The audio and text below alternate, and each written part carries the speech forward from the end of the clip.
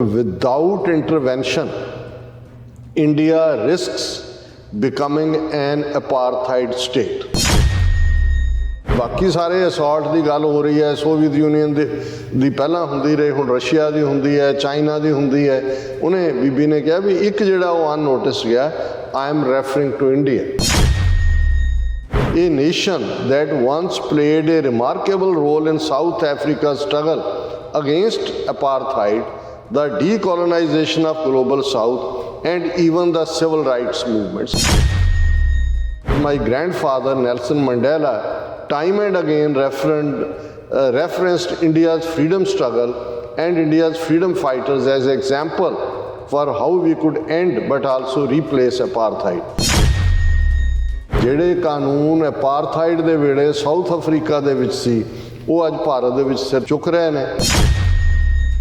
From banning marriages to stripping Indians of citizenship to rampant mob violence, and while these policies often affect all of India's many minorities, they are disproportionately affecting the country's huge Muslim population, inspired by and driving cycles of Islamophobia that impact the wider world.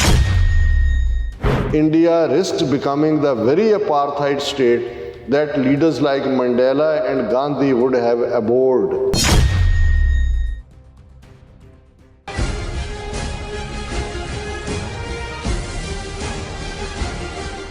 ਦਰਸ਼ਕੋ, break ਬਾਅਦ ਤੁਹਾਡਾ ਸਭ ਦਾ ਭਰਪੂਰ ਸਵਾਗਤ ਹੈ। ਸੋ viewers, programme ਨੂੰ ਹੋਰ ਅੱਗੇ ਵਧਾਉਂਦੇ ਅੱਜ ਦੇ ਦੂਸਰੇ ਅਹਿਮ ਵਿਸ਼ੇ ਦੇ ਨਾਲ। ਇਸ ਦੇ ਵਿੱਚ ਆਪਾਂ ਗੱਲਬਾਤ ਕਰਨ ਜਾ ਰਹੇ ਹਾਂ ਕਿ ਸਾਊਥ ਅਫਰੀਕਾ ਵਿੱਚ ਨਸਲਵਾਦ ਦੇ ਖਿਲਾਫ ਲੜਾਈ ਜਿੱਤਣ ਵਾਲੇ ਮਹਾਨ ਨੇਤਾ ਨੈਲਸਨ ਮੰਡੇਲਾ ਦੀ ਪੋਤੀ ਨੇ ਕੈਨੇਡਾ ਦੇ ਪ੍ਰਸਿੱਧ ਅਖਬਾਰ ਟੋਰਾਂਟੋ ਸਟਾਰ ਵਿੱਚ ਇੱਕ ਆਰਟੀਕਲ ਲਿਖਿਆ ਹੈ। ਇਸ ਵਿੱਚ ਬੀਬੀ ਮੰਡੇਲਾ ਨੇ ਕਿਹਾ ਹੈ, ਜੇ ਇੰਟਰਨੈਸ਼ਨਲ ਮੁਦਾਖਲਤ ਨਾ ਹੋਈ ਤਾਂ ਭਾਰਤ ਇੱਕ ਨਸਲਵਾਦ ਦੀ ਅਪਾਰਥਾਈਡ ਸਟੇਟ ਬਣ ਜਾਵੇਗਾ। ਸੋ ਇਸ ਬਾਰੇ ਆਪਾਂ ਗੱਲਬਾਤ ਕਰਨ ਜਾ ਰਹੇ ਹਾਂ। ਸੋ ਅਸੀਂ ਚਾਹਾਂਗੇ ਕਿ ਤੁਸੀਂ ਇਸੇ ਤਰ੍ਹਾਂ ਬਣੇ ਰਹਿਣਾ। ਦੇਖਣ ਸੁਣਨੇ ਲਿਖਣ ਲਈ ਤੁਹਾਡਾ ਸਭ ਦਾ ਬਹੁਤ ਬਹੁਤ ਸ਼ੁਕਰੀਆ ਜੀ। ਡਾਕਟਰ ਸਾਹਿਬ, ਕੀ ਕਹਿਣਾ ਚਾਹੋਗੇ?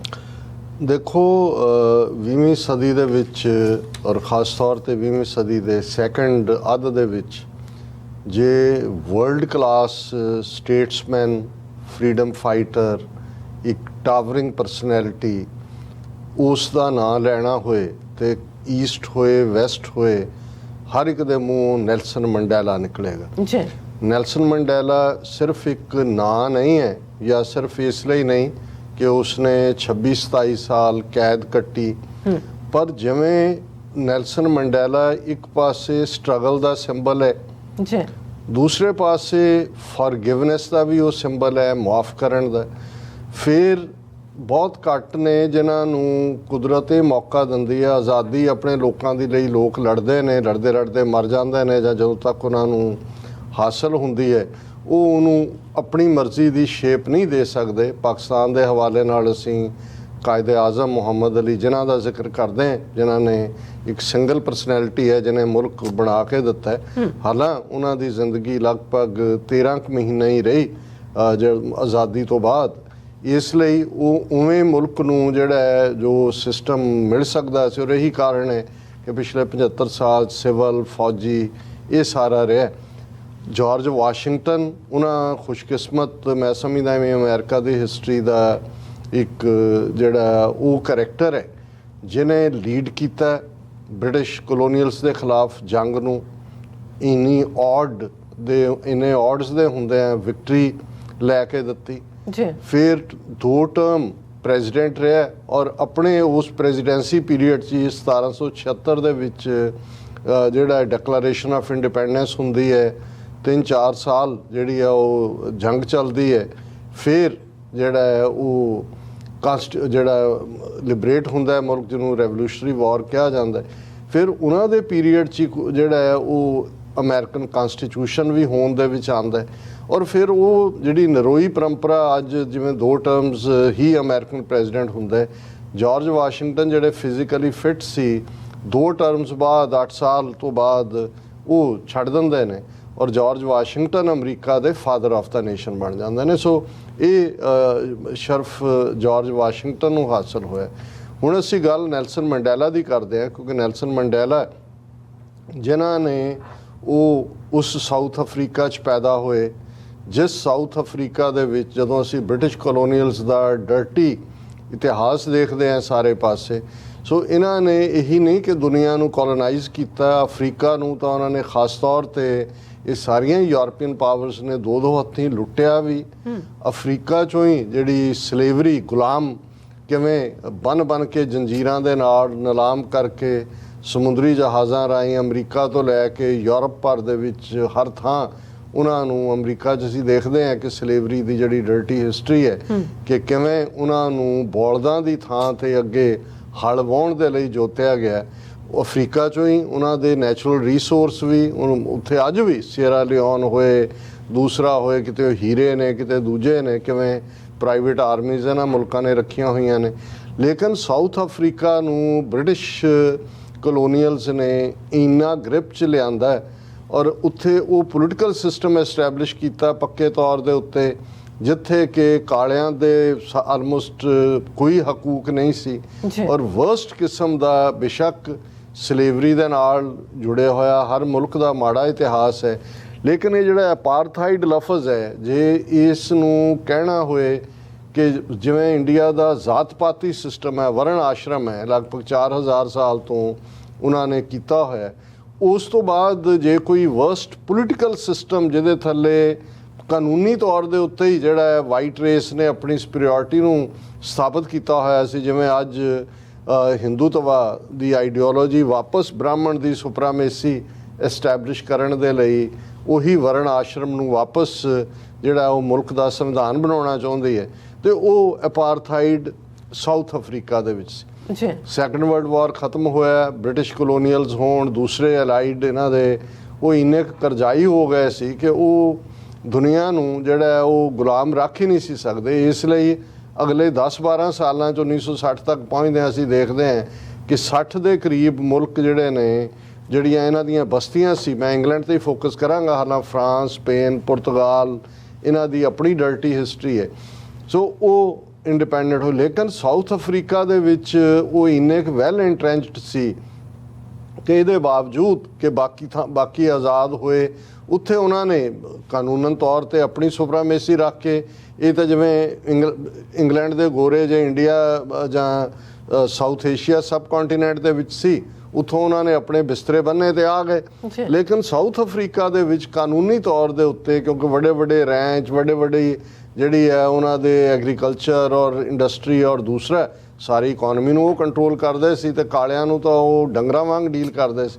ਉੱਥੇ ਇਹਦੇ ਲਈ ਲਫ਼ਜ਼ ਅਪਾਰਥਾਈਡ ਸੀ, ਇਹ ਉਹਨਾਂ ਦਾ ਕਾਇਮ ਰਿਹਾ। ਔਰ ਇਹ ਵੀ ਬੇਸ਼ੱਕ ਯੂਰਪ, ਅਮਰੀਕਾ, ਦੂਜੇ ਤੀਜੇ 1960ਵਿਆਂ ਤੱਕ ਪਹੁੰਚਦੇ ਹਾਂ ਅਸੀਂ ਦੇਖਦੇ ਕਿ ਅਮਰੀਕਾ ਦੇ ਵਿੱਚ ਸੈਗਰੀਗੇਸ਼ਨ ਸੀ 1960ਵਿਆਂ, ਜਦੋਂ ਇੱਥੇ ਸਿਵਲ ਲਿਬਰਟੀ ਮੂਵਮੈਂਟ ਚੱਲੀ, ਮਾਰਟਨ ਲੂਥਰ ਕਿੰਗ ਔਰ ਮੈਲਕਮ ਐਕਸ ਔਰ ਦੂਜੇ 1960ਵਿਆਂ 'ਚ ਟੁੱਟਿਆ ਇੱਥੋਂ ਦਾ ਜਿਹੜਾ ਸੈਗਰੀਗੇਸ਼ਨ ਸੀ, ਅੱਡ ਕਾਨੂੰਨ ਸੀ। ਲੇਕਿਨ ਉਹ ਟੁੱਟਣ ਤੋਂ ਬਾਅਦ ਵੀ ਨਾ ਅਮਰੀਕਾ ਦਾ ਨਾ ਯੂਰਪ ਦਾ ਕੋਈ ਪ੍ਰੈਸ਼ਰ ਸੀ ਸਾਊਥ ਅਫਰੀਕਾ 'ਤੇ ਕਿ ਉੱਥੇ ਅਪਾਰਥਾਈਡ ਜਿਹੜਾ ਕਿ ਕਾਲਿਆਂ ਨੂੰ ਬਿਲਕੁਲ ਡੰਗਰਾਂ ਵਾਂਗ ਡੀਲ ਕਰਦੇ ਸੀ, ਥਰਡ ਕਲਾਸ ਬਣਾ ਕੇ ਰੱਖਿਆ ਸੀ, ਉਹਨੂੰ ਤੋੜਿਆ ਜਾਏ। ਔਰ ਜਦੋਂ ਅਸੀਂ ਪੋਲੀਟੀਕਲ ਪਾਵਰ ਦੀ ਗੱਲ ਕਰਦੇ ਹਾਂ, ਡਿਸੀਜਨ ਮੇਕਿੰਗ ਦੀ, ਅਮਰੀਕਾ 'ਚ ਜਦੋਂ 1960ਵਿਆਂ ਦੀ ਸੈਗਰੀਗੇਸ਼ਨ ਤੋਂ ਬਾਅਦ ਅਫਰੀਕਨ ਅਮਰੀਕਨਸ ਦੇ ਕੋਲ ਵੋਟ ਦਾ ਹੱਕ ਆਇਆ, ਉਹਨਾਂ ਨੇ ਆਪਣੇ ਜਿਹੜੇ ਨੇ ਬਲੈਕ ਕਾਂਗਰਸਮੈਨ ਬਣਨ ਲੱਗੇ, ਬਲੈਕ ਕਾਕਸ ਬਣੀ, ਇਹਨਾਂ ਦਾ ਪ੍ਰੈਸ਼ਰ ਬਣਿਆ ਕਿ ਭਾਈ ਇਹ ਸਾਊਥ ਅਫਰੀਕਾ ਨੂੰ ਜਿੱਥੇ ਕਿ ਅਪਾਰਥਾਈਡ ਹੈ, ਨਸਲੀ ਵਿਤਕਰਾ ਹੈ, ਇਹਨਾਂ ਦੇ ਉੱਤੇ ਆਰਥਿਕ ਸੈਂਕਸ਼ਨਸ ਲਾਈਆਂ ਜਾਣ।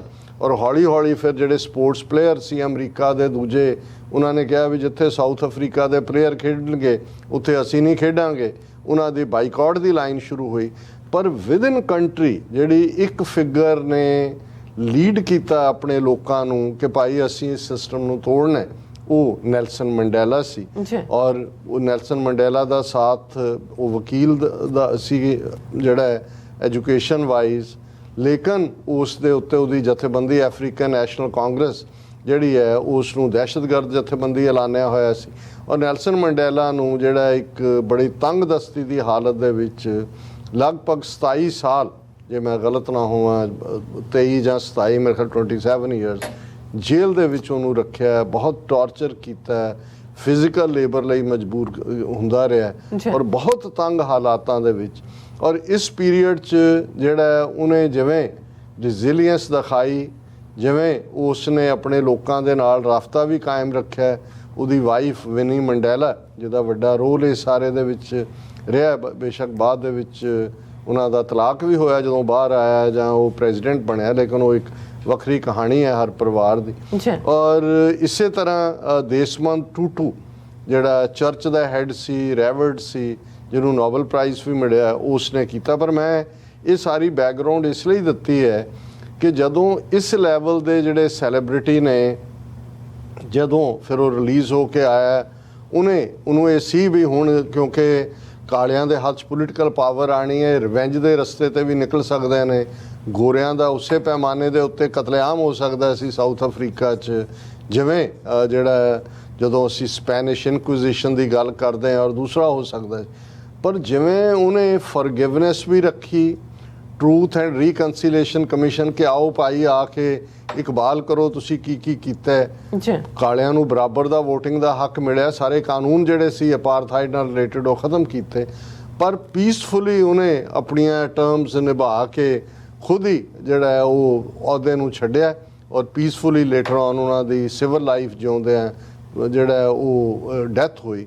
ਹੁਣ ਨੈਲਸਨ ਮੰਡੇਲਾ ਦੀ ਗ੍ਰੈਂਡ ਡਾਟਰ ਹੈ, ਉਹਨਾਂ ਦੀ ਪੋਤੀ ਨਦੀ ਲੈਕਾ ਮੰਡੇਲਾ।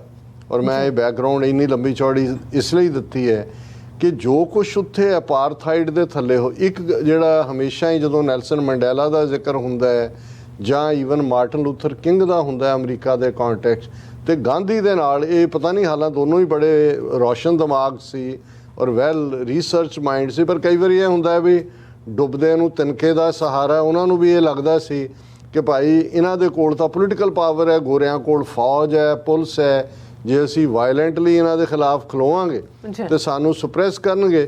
ਔਰ ਗਾਂਧੀ ਨੂੰ ਇਸ ਤਰੀਕੇ ਦੇ ਨਾਲ ਪਰੋਸਿਆ ਗਿਆ ਸੀ ਉਹਦੇ ਨਾਂ ਨੂੰ ਦੁਨੀਆ ਭਰ 'ਚ ਕਿ ਇਹਨਾਂ ਦੋਨਾਂ ਨੂੰ, ਮਾਰਟਨ ਲੂਥਰ ਕਿੰਗ ਨੂੰ ਅਮਰੀਕਾ 'ਚ ਔਰ ਨੈਲਸਨ ਮੰਡੇਲਾ ਨੂੰ ਅਫਰੀਕਾ 'ਚ ਲੱਗਦਾ ਸੀ ਕਿ ਗਾਂਧੀ ਉਹਨਾਂ ਦੇ ਲਈ ਜਿਹੜਾ ਉਹ ਬੀਕਨ ਆਫ ਹੋਪ ਹੈ, ਲੀਡਿੰਗ ਲਾਈਟ ਹੈ। ਔਰ ਇਸ ਲਈ ਜਦੋਂ ਇਹਨਾਂ ਦੀ ਸਟਰਗਲ ਇੱਥੇ ਸੈਗਰੀਗੇਸ਼ਨ ਖਤਮ ਹੋਈ, ਮਾਰਟਨ ਲੂਥਰ ਕਿੰਗ ਵੀ ਗਾਂਧੀ ਨੂੰ ਕ੍ਰੈਡਿਟ ਦਿੰਦਾ ਸੀ ਕਿ ਭਾਈ ਉਹਨੇ ਰਸਤਾ ਦੱਸਿਆ, ਨੈਲਸਨ ਮੰਡੇਲਾ ਵੀ ਦਿੰਦਾ ਸੀ। ਅਸੀਂ ਅਕਸਰ ਜ਼ਿਕਰ ਕਰਦੇ ਹਾਂ, ਮੈਂ ਇੱਕ ਮੀਟਿੰਗ ਦਾ ਜ਼ਿਕਰ ਵੀ ਕੀਤਾ ਸੀ ਨਿਊ ਜਰਸੀ ਗਲੈਨ ਰੌਕ 'ਚ ਕਿ ਜਿੱਥੇ ਬਲੈਕ ਕਾਕਸ ਜਿਹੜੇ 33-34 ਮੈਂਬਰ ਸੀ, ਉਹਨਾਂ ਦਾ ਹੈਡ ਮਿਸਟਰ ਪੇਨ, ਜਦੋਂ ਉਹਨੇ ਮੇਰੇ ਤੋਂ ਪਹਿਲਾਂ ਐਡਰੈਸ ਕੀਤਾ ਔਰ ਗਾਂਧੀ ਦਾ ਜ਼ਿਕਰ ਕੀਤਾ, ਤੇ ਮੈਂ ਫਿਰ ਉਹਨੂੰ ਕਾਊਂਟਰ ਵੀ ਕੀਤਾ ਸੀ ਕਿ ਭਾਈ ਆਪਣੇ ਰਿਸਰਚਰ ਲਾਓ ਕਿ ਗਾਂਧੀ ਜਿਹਨੇ ਜਾ ਕੇ ਸਾਊਥ ਅਫਰੀਕਾ 'ਚ ਗਾਂਧੀ ਨੇ ਆਪਣਾ ਪੋਲੀਟੀਕਲ ਕਰੀਅਰ ਸ਼ੁਰੂ ਕੀਤਾ, ਉਹਨੇ ਕਦੇ ਵੀ ਜਿਹੜਾ ਰੇਸਿਜ਼ਮ ਹੈ ਉਹਨੂੰ ਕੰਡੈਮ ਨਹੀਂ ਸੀ ਕੀਤਾ, ਉਹਨੇ ਤਾਂ ਕਦੇ ਕਾਸਟ ਸਿਸਟਮ ਨੂੰ ਕੰਡੈਮ ਨਹੀਂ ਕੀਤਾ।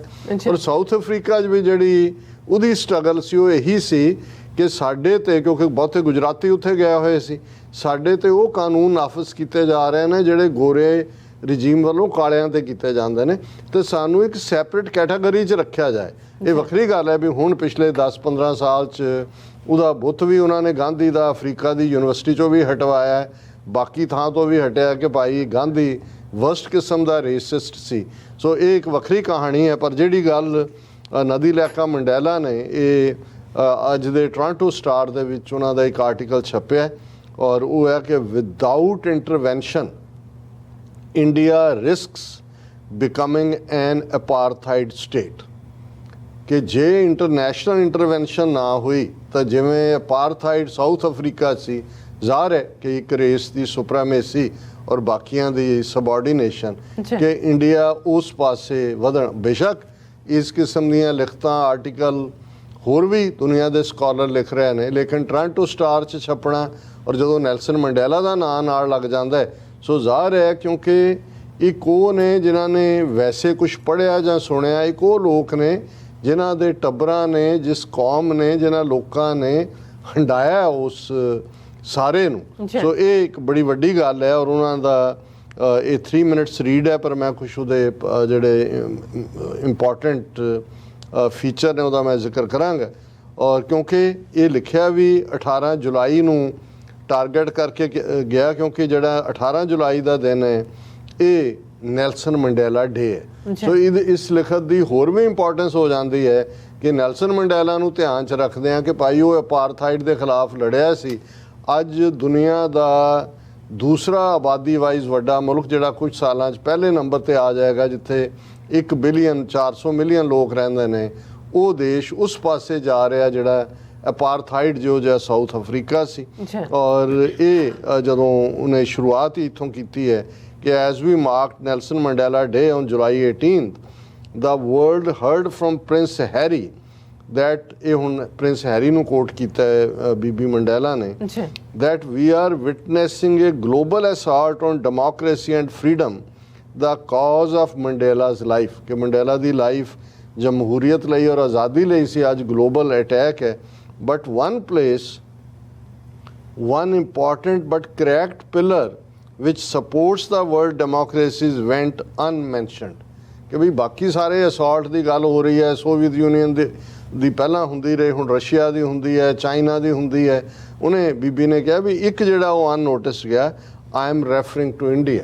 ਇਹ ਕਿਉਂਕਿ ਉਹਨੇ ਚਪੇੜ ਵੀ ਮਾਰੀ ਹੈ ਸਣੇ ਇਹਦੇ ਪ੍ਰਿੰਸ ਹੈਰੀ ਔਰ ਅਮਰੀਕਾ ਜਾਂ ਦੂਜੇ ਜਿਹੜੇ ਜਮਹੂਰੀਅਤ ਕਰਦੇ ਨੇ, ਇੰਡੀਆ ਦੇ ਮਾਮਲੇ 'ਚ ਮੂੰਹ 'ਚ ਘੂੰਗਣੀਆਂ ਪਾ ਲੈਂਦੇ ਨੇ। I am referring to India, a nation that once played a remarkable role in South Africa's struggle against apartheid, the decolonization of global south and even the civil rights movements कि India ਦਾ role ਸੀ ਉਸ period. but more recently Indian Islamophobia has corroded what was once the world's largest democracy ਕਿ ਵੀ ਕਦੇ ਜਿਹੜੀ largest democracy ਹੁੰਦੀ ਸੀ ਅੱਜ ਉੱਥੇ Islamophobia. ਫਿਰ ਉਹਨੇ ਕਿਹਾ ਕਿ ਵੀ 75 ਸਾਲ ਪਹਿਲਾਂ ਇੰਡੀਆ ਆਜ਼ਾਦ ਹੋਇਆ, ਗਾਂਧੀ, ਮੋਤੀ ਲਾਲ ਨਹਿਰੂ, ਸੁਭਾਸ਼ ਚੰਦਰ ਬੋਸ, ਇਹਨਾਂ ਸਾਰਿਆਂ ਦਾ India offered a model that refuse to privilege any race or religion ਕਿ ਇੰਡੀਆ ਦੇ ਕਨਸਟੀਟਿਊਸ਼ਨ 'ਚ ਕਿਸੇ ਰੇਸ ਜਾਂ ਰਿਲੀਜਨ ਨੂੰ ਜਿਹੜਾ ਪ੍ਰਾਇਓਰਟਾਈਜ਼ ਨਹੀਂ ਸੀ ਕੀਤਾ ਗਿਆ, ਇਕੁਅਲ ਡਿਗਨਿਟੀ ਦੀ ਗੱਲ ਸੀ ਸਾਰਿਆਂ ਲਈ। ਔਰ ਇਹ ਜਿਹੜਾ ਕਿਉਂਕਿ ਇਹੀ ਰੀਜ਼ਨ ਸੀ, ਉਹਨੇ ਕਿਹਾ ਕਿ ਵੀ ਮੇਰਾ ਦਾਦਾ ਮੰਡੇਲਾ ਵੀ ਉਹ ਇਸ ਸਾਰੇ ਥਾਟ ਤੋਂ ਪ੍ਰਭਾਵਿਤ ਹੋਇਆ ਸੀ ਕਿਉਂਕਿ ਸਾਊਥ ਅਫਰੀਕਾ 'ਚ ਇੰਡੀਆ ਦਾ ਮਾਡਲ ਮੈਟਰ ਕਰਦਾ ਸੀ। I know because my grandfather Nelson Mandela time and again referenced India's freedom struggle and India's freedom fighters as example for how we could end but also replace apartheid ਕਿ ਬਈ ਇਹ ਦੋਨੋਂ ਹੀ ਉਹ ਕਹਿੰਦੇ ਸੀ ਵੀ ਦੇਖੋ India model 'ਚ ਉਹਨਾਂ ਨੇ ਐਂਡ ਵੀ ਕੀਤਾ ਬ੍ਰਿਟਿਸ਼ ਰੂਲ ਔਰ ਜਿਹੜਾ ਕਨਸਟੀਟਿਊਸ਼ਨ ਲਿਆਂਦਾ ਜਾਂ ਦੂਜਾ ਉਹਦੇ 'ਚ ਕਿਸੇ ਰੇਸ ਨੂੰ ਜਿਹੜਾ ਅਪਰ ਹੈਂਡ ਨਹੀਂ ਸੀ, ਰਿਲੀਜਨ ਦੀ ਡਿਸਕ੍ਰਿਮੀਨੇਸ਼ਨ ਨਹੀਂ ਸੀ। ਔਰ ਉਹ ਉਹਨੇ ਕਿਹਾ ਕਿ ਭਾਈ ਉਹਨਾਂ ਦੇ ਲਈ ਸਾਡੇ ਲਈ ਜਿਹੜਾ ਇਹ ਰੋਲ ਮਾਡਲ ਸੀ। But the India of today is decidedly not the India of 75 years ago ਕਿ ਅੱਜ ਜੋ ਭਾਰਤ ਬਣ ਗਿਆ ਉਹ ਨਹੀਂ ਸੀ ਜੋ 75 ਸਾਲ ਪਹਿਲਾਂ ਸੀ।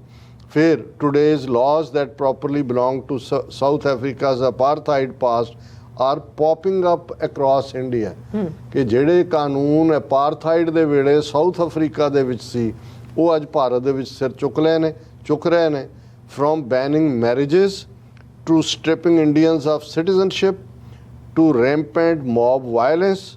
And while these policies often affect all of India's many minorities, they are disproportionately affecting the country's huge Muslim population inspired by and driving cycles of Islamophobia that impact the wider world.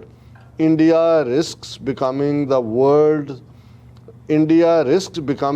very apartheid state that leaders like Mandela and Gandhi would have abhorred. ਇਹ ਬੜੀ strong statement ਹੈ। ਉਹਨੇ ਕਿਹਾ ਕਿ ਪਰ ਆ ਹੁਣ India 'ਚ ਕੀ ਹੋ ਰਿਹਾ ਕਿ ਤੁਸੀਂ ਵਿਆਹ ਬੈਨ ਕਰ ਰਹੇ ਹੋ। ਕਿਵੇਂ ਇਹਨਾਂ ਨੇ ਐਂਟਾਈ ਕਨਵਰਸ਼ਨ ਲਾਅ ਤਾਂ ਲਿਆਂਦਾ ਹੀ ਸੀ, ਮੈਰਿਜਸ ਕੋਈ ਇੰਟਰ ਰੇਸ ਨਾ ਹੋਣ, ਇੰਟਰ ਰਿਲੀਜੀਅਸ ਨਾ ਹੋਣ, ਉਹ ਵੀ ਹਿੰਦੂਤਵ ਬਾਕੀਆਂ ਨੂੰ ਖੁੱਲ੍ਹ ਹੈ। ਫਿਰ ਜਿਹੜੀ ਇਹਨਾਂ ਦੀ CA ਸਿਟੀਜ਼ਨਸ਼ਿਪ ਅਮੈਂਡਮੈਂਟ ਐਕਟ ਵਰਗੇ ਮੌਬ ਵਾਇਲੈਂਸ ਜਿਵੇਂ ਕਰ ਰਹੇ ਉਹਨੂੰ ਕਿਹਾ ਵੀ ਇਫੈਕਟ ਤਾਂ ਸਾਰੀਆਂ ਹੀ ਮਾਈਨੋਰਿਟੀਜ਼ ਨੂੰ ਕਰ ਰਹੇ ਜੋ ਇੰਡੀਆ ਦੇ ਲਾਅ ਬਣ ਰਹੇ ਨੇ। ਪਰ ਕਿਉਂਕਿ ਮੁਸਲਮਾਨ ਵੱਡੀ ਮਾਈਨੋਰਿਟੀ ਹੈ, ਆਲਮੋਸਟ 20 ਕਰੋੜ ਤੋਂ ਜ਼ਿਆਦਾ ਨੇ ਔਰ ਉਹ ਜਿਹੜੇ ਨੇ ਉਹ ਬੜੀ ਬੁਰੀ ਤਰ੍ਹਾਂ ਪ੍ਰਭਾਵਿਤ ਹੋ ਰਹੇ ਨੇ।